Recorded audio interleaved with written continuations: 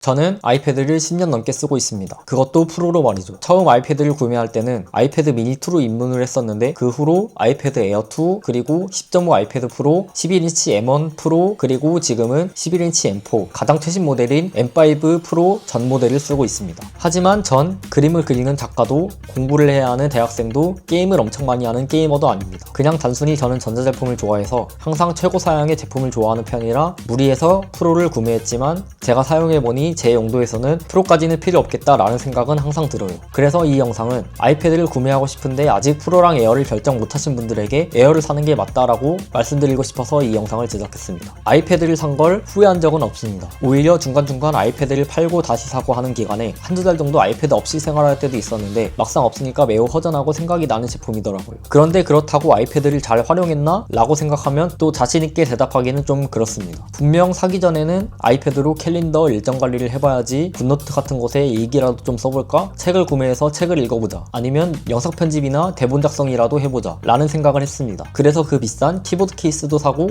애플 펜슬도 샀죠. 그런데 키보드 케이스는 집구석에 있고 애플 펜슬도 그냥 서랍에 굴러다니거나 거의 몇 달, 아니 1년에 한두 번 인터넷에 전자서명 사인이 필요할 때 제 이름을 적어본 게 전부였던 것 같아요. 회사 다닐 때 아이패드에 키보드 케이스까지 껴서 간지나게 회의를 들어가 볼까 했었는데 결국 구매하고 한두 번 들어가 보니 빠른 키보드 타이핑은 둘째치고 구글 시트나 슬랙, 워드 같은 업무의 활용성이 너무 불편해서 결국 다시 맥북을 들고 들어가게 되더라고요. 결국 아이패드를 생산성에 활용한 건 집이 아닌 공간에서 맥북만으로 작업을 해야 할 때 보조 모니터 정도로 사용을 했습니다. 이게 유일하게 아이패드로 밥값을 한 것 같아요. 그리고 나머지 시간에는 아이패드는 주로 침대에 있습니다. 누워서 영상 보기에는 이것만 한 게 없더라고요. 막상 아이패드가 없을 때 생각나는 게 딱 이때였습니다. 자기 전 아니면 늦잠 자고 일어나서 침대에서 영상을 볼 때, 그리고 폰으로 하기에는 화면이 작아서 모바일 게임을 화면 크게 하고 싶을 때 아이패드가 없어서 생각이 나긴 했습니다. 사실 이 정도는 돈이 아깝다면 아이패드를 살 필요는 없죠. 이 정도는 일상생활이 안 되는 것도 아니고 참을 수 있으니까요.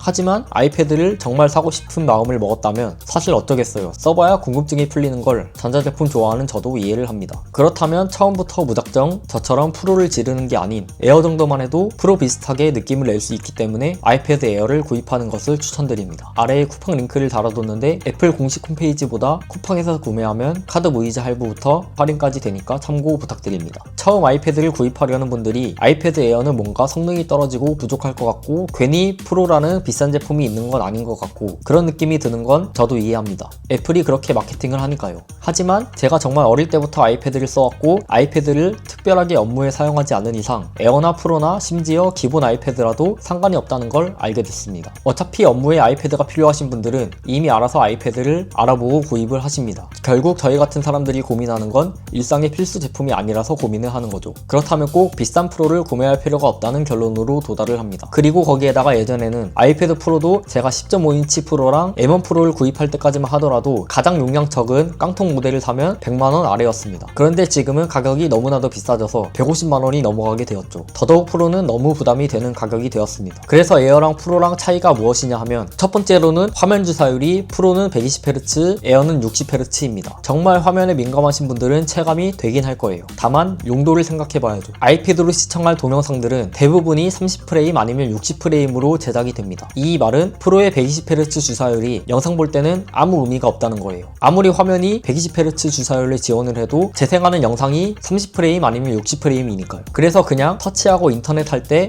아주 약간 거슬리지만 또 쓰다 보면 익숙해지는 부분입니다. 주사율 빼고는 에어도 프로만큼 최상의 디스플레이 화질과 색감을 가지고 있어요. 두 번째는 스피커가 프로는 4개, 에어는 2개입니다. 그런데 생각을 해보시면 집에서 휴대폰만 하더라도 스피커를 아주 크게 끝까지 틀고 영상을 보거나 음악을 들으시나요? 아마 그러면 옆집 혹은 옆방에 계신 부모님이 와서 뭐하냐고 할 거예요. 즉 스피커도 역시 야외에서 최대 음량으로 키웠을 때나 차이가 날지는 몰라도 집에서 그냥 누워서 영상 볼 때는 소리에 민감하지 않으면 신경 쓸 필요가 없다는 거죠. 세 번째는 아주 약간 무겁습니다. 그런데 그래봤자 10g 단위의 차이예요. 양손에 들면 차이가 나지만 그냥 에어만 쓰면 또 그렇게 무거운 무게는 아닙니다. 이것도 크게 의미는 없어요. 네 번째는 당연하게도 모든 전자제품은 최상위 제품이 아니면 최고의 성능을 가진 반도체 CPU를 넣어주지는 않습니다. 다만 이미 애플의 CPU는 성능이 좋아서 업계에서도 4, 5년 전부터 인정을 받고 있고 에어에다가도 1, 2년 전이긴 하지만 노트북인 맥북 에어에 들어가는 CPU를 넣어줬습니다. 노트북 CPU를 넣어줘서 아이패드로 컴퓨터 게임을 돌려도 모자란 CPU인데 모바일 게임, 영상 시청, 인터넷 검색은 그냥 안 되는 게 이상한 상황인 거죠. 그리고 지금 M5, M4 전에 아이패드 프로에 들어갔던 M2 칩셋보다도 좋은 M3 칩셋이 탑재가 되어 있죠. 성능이 안 좋아서 렉이 좀 걸릴까 말까 이런 걱정보다는 어떻게 하면 렉이 걸리게 할 수 있을까 찾아봐도 아이패드 앱들로는 방법이 없을 정도입니다. 그만큼 속도 부분에 대해서는 전혀 걱정이 없고 4, 5년 이상 더 사용할 수 있는 성능이에요. 다섯 번째는 페이스 아이디 얼굴 인식이 되지 않고 화면 켜는 버튼에 지문 인식으로 잠금을 해제해야 합니다. 이건 불편하다 말다가 아니라 오히려 얼굴 인식이 불편한 상황들도 종종 있습니다. 프로는 지문 인식을 지원을 안 해서 얼굴로만 잠금 해제를 해야 하는데 이럴 때 꼭 정면을 똑바로 바라봐야 열려서 패드를 바닥에 놓아두거나 옆 각도에서 확인하거나 할 경우에는 프로가 불편할 때도 있어요. 지문 인식은 손가락을 가져다 대면 열리니까요. 이건 얼굴 인식, 지문 인식이 상황에 따라서 다른 거지 어느 하나가 단점이라고 생각하지는 않는데 프로의 얼굴 인식, 지문 인식이 둘 다 있으면 에어가 단점이라고 하겠지만 프로는 얼굴 인식만 있고 지문 인식이 없으니 비교 대상은 아닌 것 같습니다. 프로랑 에어의 차이는 다 외관, 기기 스펙에서 나온 차이점이죠. 이 5가지 차이점을 제외하면 프로에서는 구동 가능한 앱이 에어에서는 성능 부족으로 안 된다던가 프로에서는 잘만 되던 게 에어에서는 끝나누기로 안 된다는 등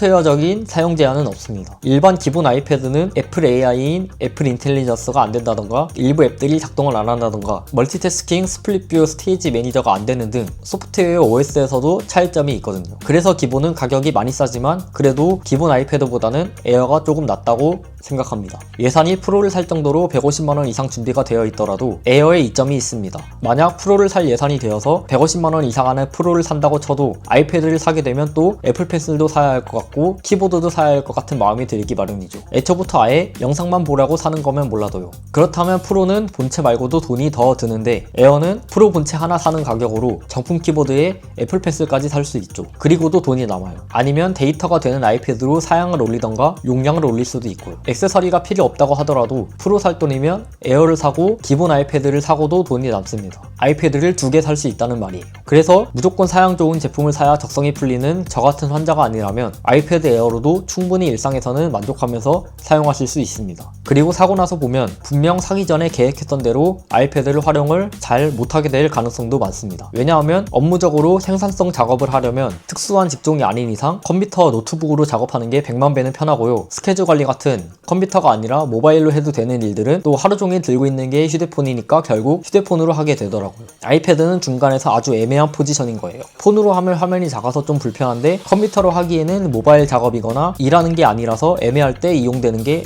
아이패드더라고요. 그런데 그게 결국 게임이나 영상 시청, 인터넷 검색 정도입니다. 패드가 필수적인 업무 외에는 대부분의 일은 그냥 노트북으로 하시는 걸 권장드립니다. 패드만 가지고 카페 같은 데 나가서 그냥 간지나게 뭔가를 해보려다가는 화만 더 나는 상황이 매우 많습니다. 오늘은 제 아이패드 사용 경험을 바탕으로 아이패드 구매할 때의 고민에 대해서 이야기를 해봤고 아이패드를 사용 안 해봤고 처음 사용하더라도 에어로 충분히 아이패드라는 것을 경험이 가능하니까 프로 살 돈으로 오히려 액세서리를 더 구매하는 게 나을 거예요. 구독과 좋아요 부탁드립니다. 영상 봐주셔서 감사합니다.